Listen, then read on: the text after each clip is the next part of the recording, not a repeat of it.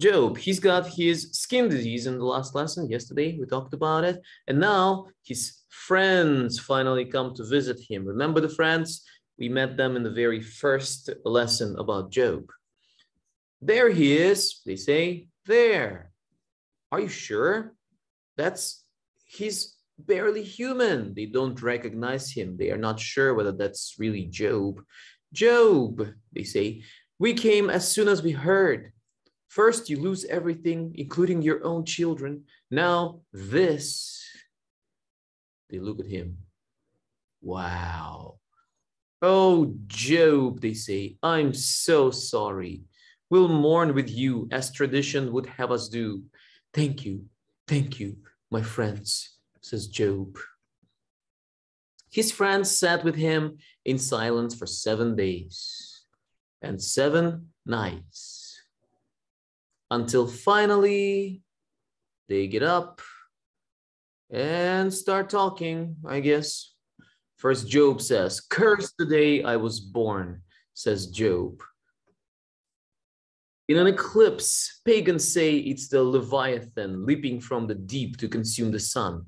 Have the Leviathan consume the light of the day I was born, but it would starve, for that day was cursed to darkness. He says, I should never have been born. That's how sad he is with everything that happened. What are you saying? One of his friends says. I should have died at birth, says Job. The dead, rich and poor, good and evil, all have rest. I have only trouble. Job, we've been out here for days. May I say something? And he says, when we went through tough times, you encouraged us to put our hope in God. Now, shouldn't you have hope? If indeed you are as blameless as you seemed. And Job says, if I have no hope, it's because I just don't have the strength to hope. Job, God does not punish or cut off innocent people. If you plow evil, you sow and sow trouble, what will you reap? Tell me, Eliphaz, what?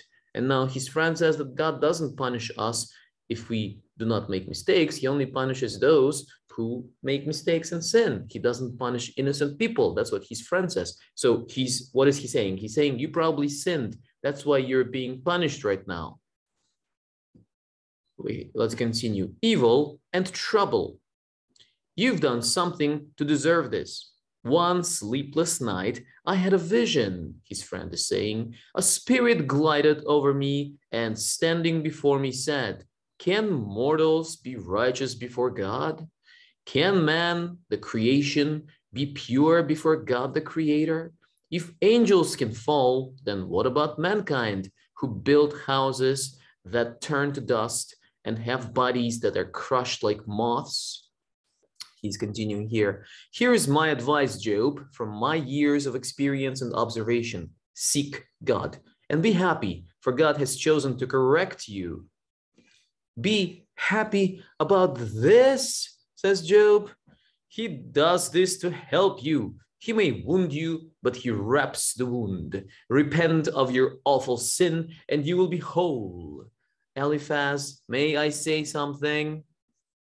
Now Job says, my children lie dead, and my body oozes with disease, but I have never doubted God or denied his words. Show me what I've done wrong to deserve this, and I'll stop. So Job says, I didn't do anything wrong. You can't, can you? Look me in the eye, Eliphaz. See if I am lying when I say I'm innocent. Oh God, he prays, my flesh is caked with blood and earth and worms and pus. I cry out in anguish and in pain. You see the bitterness in my soul. Have I sinned, as Eliphaz says? Show me. He continues to pray. As soon as you show me, you know I will repent of it. For now, I just want to lie down on the earth and let my body fade into dust. Job, says his other friend, your words are like the blowing wind. God does not pervert justice. If you were truly pure, he'd answer you by now. Consider our fathers and their wisdom and the wisdom of their ancestors. So all of his friends take turns speaking. This is the last page for today. Let me finish it. Our days here on earth are brief, so we must learn from the wisdom of the ancients. Think of a plant without water, such as a man who has forgotten God. Dead crops and weeds are uprooted. The farmer does not give a second thought. See the dead grass, it's uprooted. He casts it away, and the wind blows it away. God does not cast off those who are blameless, and he does not lift up evildoers. Repent, Job, and he will fill your mouth with laughter, says his friend. Here's the last part, this part only.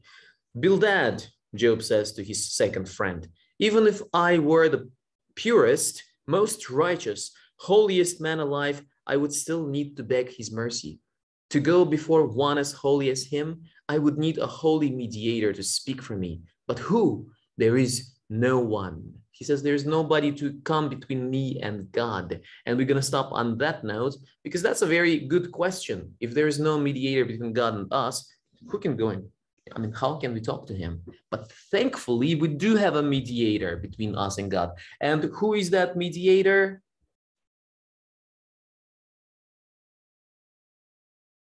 Jesus. Yes, Jesus. good answer. You know, whenever somebody asks you a question like that, Jesus would always be the right one, right? One day, there's a joke. One day, in Sunday school, somebody comes to visit children and asks them, "Children, guess who it is?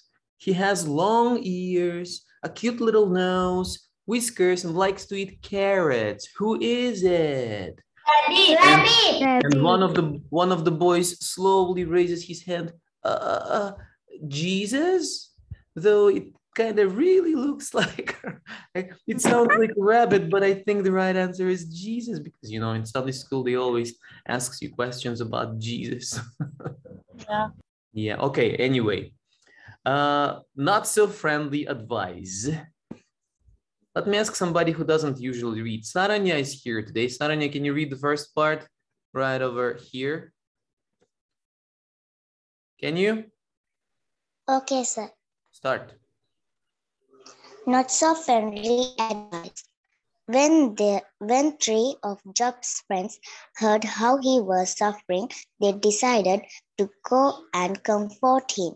Job's children had died. All his animals had been stolen, and now his body was covered with sores. At first, Job's friend didn't even recognize him. him. Yes. But when they did, they saw their clothes, how upset they were. They sat in silence with him for 7 days. Then, one by one, each of them started telling Job why all this had happened to him. One said that Job had sinned against God and that he should repent, while another said that he was being punished for something his children had done. However, Job could not think of any wrong he or his children had done. That's right. So his friends accused him of sinning, said, "You sinned, that's why God is punishing you." But Job couldn't think of anything. What did he do? Now, the question for us today is, how can I encourage someone who is feeling down? Job felt really down, and sometimes your friends feel down. How can we encourage them? I'm going to ask Angel today to read. Okay, Angel, will you read it? Oh, yeah. Same volunteers every day. It's Angel, Hitash, Atara, and Gayana. Today we had Saranya. Start reading, yes, Angel. Okay. How can I encourage someone who is feeling down? We all go through times when almost everything seems to go wrong. Perhaps you have noticed your mom or dad looking upset, or a friend who seems down in the dumps. Have you been discouraged or worried lately? If you have, you can feel and understand what the other person is going through.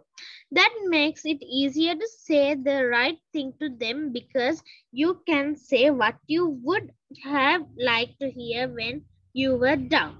The God of all comfort comforts us in all our troubles so that we can comfort those in any trouble with the comfort we ourselves have received from God. 2 Corinthians 1 verse 4. Rather than trying to point out possible reasons for what happened, like Job's friends did, ask your friend to tell you how she feels. If your friend seems to become more upset as she talks to you, it is only because you are listening and allowing her to get rid of her frustration and anger. That's right. Sometimes just being there for your friend and listening to them talk about their problems helps them. They just talk about it. Whenever you talk about your problems, usually you do feel better. Let's read the verse for today together. Ready, go. Therefore, encourage one another and build each other up, just as in fact you are doing. 1 Thessalonians 5:11. 5:11. That's right. Great. Yeah, sometimes being there by your friend doesn't mean that you have to go and make them laugh and make them smile. That doesn't have to be that, right? You can just be there for them by listening to whatever they're going through. And when you give them a listening ear, they will tell you about their problems, and suddenly the problems kind of, as they talk about them, the problems disappear. That happens all the time. That's what counselors actually do. You know, counselors, they just sit there in the chair and say, mm-hmm. Mm-hmm. And as you talk about your problems, they say, mm-hmm, mm-hmm. They write a few things down, mm-hmm. And then you feel better. Just by talking about your problems, you do feel better. That's what it means to, you know, to give a listening ear, comfort, give a shoulder to the friend or an ear to listen to. Yeah, sometimes just asking, how are you? Hitash, what? That's what counselors do because I have gone for counseling. Yeah, see, you just talk and talk and talk. And that's what they do. Yeah, they ask questions too, so you can talk more, so they can more. That's what they do. But because talking helps, when you talk about your problems, it helps you to go through them. They don't force you to make any decisions. They just listen to you and you make decisions on your own. And they say, let's do that. Who would like to be a counselor? But counselors are very patient because they have to listen to other people's problems all the time, and they never talk about their problems to anyone. They just listen to your problems. Nobody ever asks counselors, do you have any problems? Oh, Saranya wants to be a counselor. Okay, Atara too. But it's good because you help people by listening, by giving them an ear to listen to their problems. You help them. That's what it means to be a good friend. Just the same way as God is always there for us, he listens to our problems. Whenever you want to talk to him, he's always there listening to you. And he talks to you too, through the Bible, through the lessons that we're studying. That's how he talks to us. And it's amazing that there is a mediator. That's what Job finished today's lesson with. The question, is there a mediator between me and God? Who would come between me and him? He's holy. He's a supreme being. He's a transcendent being. Nobody's like him. And I am here, just a human being, just a creation, just a tiny speck of dust in this universe that is millions or billions light years across. Nobody knows. And I'm just a speck, and who can come between me and God? And the answer is Jesus. He did. He came between us and God, and he mediated us. I guess he helped us reconcile with God. God doesn't see our sin anymore because of Jesus. And that's an amazing story. And we'll continue the story of Job tomorrow. What's going to happen? Will he get better, or will we have to listen to other of his two friends talking? Let's find out tomorrow. Oh, and earlier I said there's a bad news and there's a good news. The bad news and the good news. Yeah. Which one shall I start with? Bad one. The bad news. Okay, the bad news is that on Poya Day, the leisure world is closed. They don't work on Poyas. Did you know that? I had no idea. Yeah, I didn't have an idea. You knew that? Yes. Yeah, that's the bad news. The bad news is that they're closed on Poya, so we cannot go on Tuesday. We cannot go on Poya. We can go on a Saturday. Would you like to go on Saturday instead? So Poya is the 14th, right? Then 15 is Wednesday. 16, 17, 18. 18 is Saturday, right? Yes, sir. That's Yeah. Can't we go on 13, 12? Can't we go on 11? Before Poya? 11th, no, this week, 11th, there are too many things. There are too many events on the 11th. It's a busy day. But on the 18th, we can go. Shall we go on the 18th? Who Okay. cannot go on the Okay, 18th? sir. Like all of you, Okay, sir. all of you here are invited, and there are a couple more people that I'm gonna invite. So all of you here, if I'm pointing at you, it means you're invited to come with us to the leisure world. Nishia, perfect timing. I was just pointing at you, Nishia. Nishiam is the best part. Yes. Anyway, so all of you here are invited. Poor Who Nishiam. cannot come on a Saturday because you have some classes maybe? Who cannot come to Leisure World with us? 18th, Saturday the 18th. Nathan and Joanna, what do you have on a Saturday? Not sure. Sometimes we can cancel that day also. Instead That of means- Saturday, sir, can't you put on Poya day? On Poya Day, Leisure World is closed. I just talked about it, but thankfully you were late, so I have to repeat myself again. Listen, Poya Day, Leisure World is closed on a Poya. That's why we're talking about Saturdays. Or let's just skip school, right? Sir, I On can't Wednesday. come on Saturday because every day my father's in the choir practice. Well, your father doesn't have to Yeah. come with us. Come without your father. Leave your father in the choir practice. I have a transport problem. can't do Maybe he can arrange something because it's going to be a very special day. What time does he have a choir practice? Early in the morning? No. At what time do we have the fun day too? What time can you come? I can come from like 9 o'clock. What time to will be 3 o'clock. going? So, Sir, I recording